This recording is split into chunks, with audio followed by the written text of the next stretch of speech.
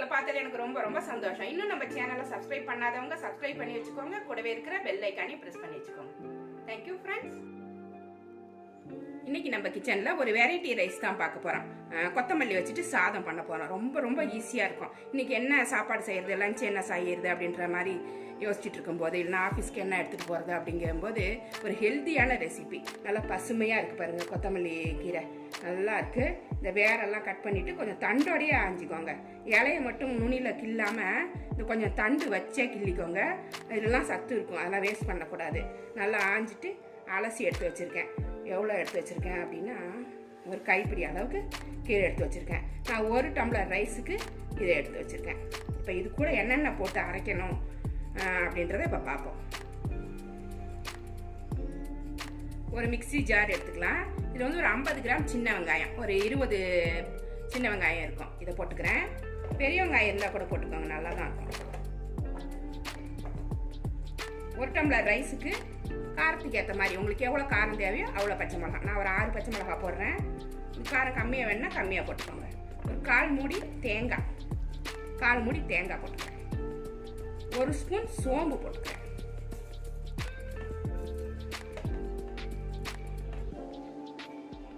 ஒரு துண்டு இஞ்சி போட்டுக்கிறேன்.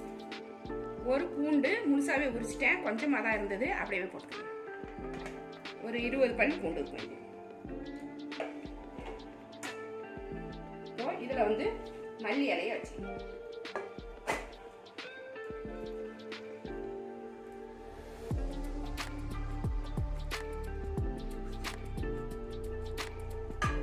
வச்சுட்டு கொஞ்சமா லெமன் போடணும். லெமன் போடலன்னா இந்த கிரீன் கலர் மாறிடும். கிரீன் கலர் மாறாம இருக்கணும், இந்த கிரீனிஷா இருக்கணும் அப்படின்னா லெமன் கண்டிப்பா போடணும். லெமன் போடலன்னா கருத்து போயிடும் கீரை. அதனால கொஞ்சமா சின்ன எலுமிச்சம்பழம் தான், பாதி எலுமிச்சம்பழம் புரிஞ்சுக்கிறேன். இது எல்லாத்தையுமே மிக்சியில் நல்லா அரைச்சிட்டு கொஞ்சமாக தண்ணி ஊற்றி அரைச்சி எடுத்துகிட்டு வந்துடலாம். நல்லா சட்னி, கெட்டி சட்னி மாதிரி அரைச்சி எடுத்துகிட்டு வந்துடணும். இதை அரைச்சி எடுத்துகிட்டு வந்துடலாம். இப்போ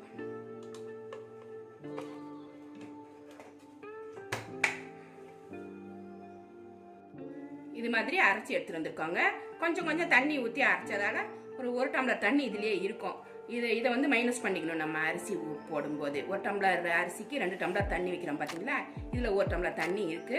இதையும் சேர்த்துக்கிட்டு 1 டம்ளர் மட்டும் தண்ணி ஊற்றினா போதும். குக்கர் சூடாயிருச்சு. இதில் கொஞ்சமாக எண்ணெய் ஊற்றிக்கலாம். ஒரு 4 ஸ்பூன் வரைக்கும் எண்ணெய் ஊற்றிக்கிறேன். குக்கரில் தான் செய்ய போகிறோம், அதான் ஈஸியாக இருக்கும். 2 ஸ்பூன் நெய் போட்டுக்கிறேன்.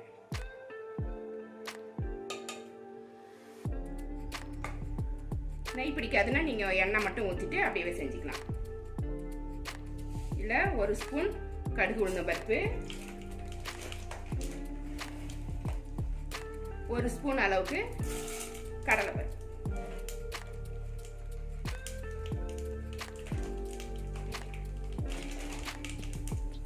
போட்டு தாளிச்சிட்டு கொஞ்சமாக கருவேப்பிலை போட்டால் போதும். ஒரு பெரிய வெங்காயம் நீள நீளமாக கட் பண்ணி வச்சிருக்கேன், இதை போட்டுக்கலாம்.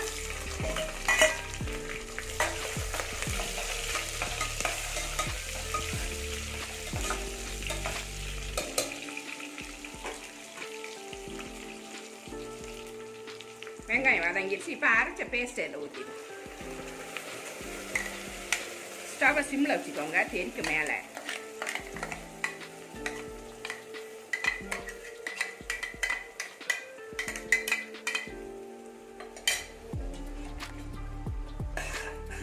ஒரு நிமிஷம் இதை வதக்கிக்கலாம். எல்லாமே நம்ம பச்சையாக அரைச்சிருக்கோம் பார்த்தீங்களா, இஞ்சி பூண்டெல்லாம் அந்த வாசனை போகிற வரைக்கும் ஒரு நிமிஷம் மட்டும் லேசாக அப்படியே வதக்கி வச்சுக்கலாம்.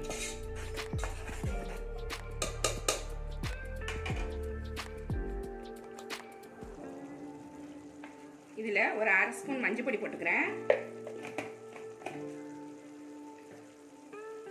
1 டம்ளர் ரைஸுக்கு அளவாக உப்பு போட்டுக்கலாம். எவ்வளோ தேவையோ உப்பு போட்டுக்கலாம்.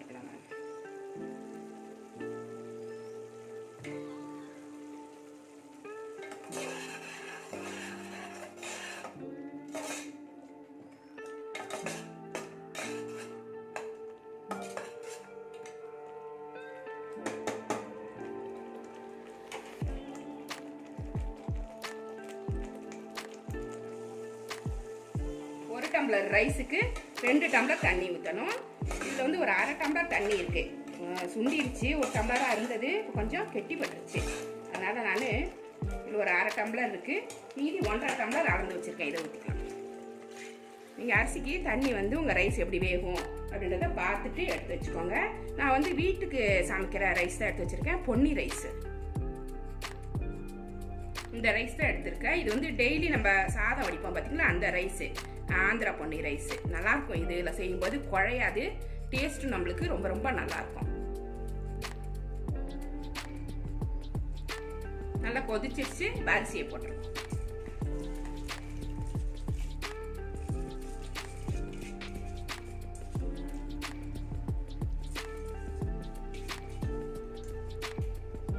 உப்பு காரம்லாம் கூட இப்போ செக் பண்ணிக்கலாம். இந்த மசாலாவில் கரெக்டாக உப்பு காரம்லாம் இருக்கான்னு பார்த்து செக் பண்ணிவிட்டு போட்டுடுங்க. போட்டுட்டு நம்ம குக்கரை மூடிக்கலாம். இது 2லேருந்து 3 விசில் வரைக்கும் வச்சு எடுக்கலாம். குக்கரை மூடிடுவோம். மூடிட்டு 2 இல்லைன்னா 3 விசில் வச்சு எடுத்துக்கோங்க. கரெக்டாக இருக்கும். 3 விசில் கரெக்டாக இருக்கும். ஏன்னா வீட்டு ரைஸு அதிகமாக விசில் வைக்க வேண்டி வரும். நம்ம வந்து பாசுமதி அந்த மாதிரி சீரக சம்பானாக்கா 2 விசில்லே சரியாக இருக்கும். இது வீட்டு ரைஸுன்றதால கொஞ்சம் விசில் தாங்கும். ஒரு எக்ஸ்ட்ரா ஒரு விசில் வைக்கலாம்.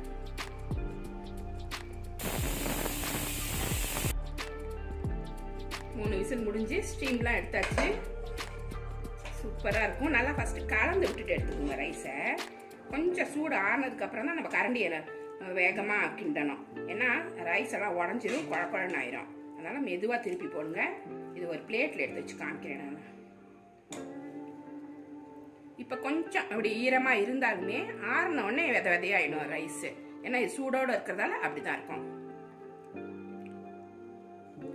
சாப்பாடு ரெடி ஆனதுக்கப்புறம் இது மாதிரி இருக்கும். செம்மையாக இருக்கும். நல்லா பிரியாணி மாதிரியே இருக்கும். வெஜ் பிரியாணி சாப்பிட்ற மாதிரி டேஸ்ட்டாக இருக்கும். நல்லா கமகமான வாசனையாக இருக்கும். ரொம்ப ஹெல்த்தியான ரெசிபி. கொத்தமல்லி புதினாலாம் நம்ம வந்து அடிக்கடி சாப்பாட்டில் சேர்த்துக்கும் போது நம்மளுக்கு இரும்பு சத்து குறைபாடே வராதுன்னு சொல்லுவாங்க பார்த்தீங்களா. இதுவும் ஒரு கீரை தானே. நல்லா வாசமான சாப்பாடு. வெரைட்டி ரைஸ் சூப்பராக ரெடி ஆகிடுச்சு. இதுக்கு வந்து தொட்டுக்கிறதுக்குன்னு பார்த்தீங்கன்னா நான் நெல்லிக்காய் ஊறுகாய் வச்சுருக்கேன், ஒரு ரைத்தா போட்டிருக்கேன், அவ்வளோதான். நீங்கள் வந்துட்டு ஒரு மிக்சரு மணிக்காரா பூந்தி இருந்தால் கூட இது கூட மேட்ச் பண்ணிக்கலாம். செம்மையாக இருக்கும். ரொம்ப ரொம்ப டேஸ்டியாக இருக்கும். இந்த ரெசிபி உங்களுக்கு பிடிச்சிருந்தா நம்ம சேனலை சப்ஸ்கிரைப் பண்ணி வச்சுக்கோங்க. கூடவே இருக்கிற பெல் ஐக்கானையும் ப்ரெஸ் பண்ணி வச்சுக்கோங்க. லைக் பண்ணுங்கள், ஷேர் பண்ணுங்கள், கமெண்ட் பண்ணுங்கள். இவ்வளோ நேரம் என்னோட வீடியோவை பார்த்தா எல்லாருக்குமே நன்றி. Thank you friends.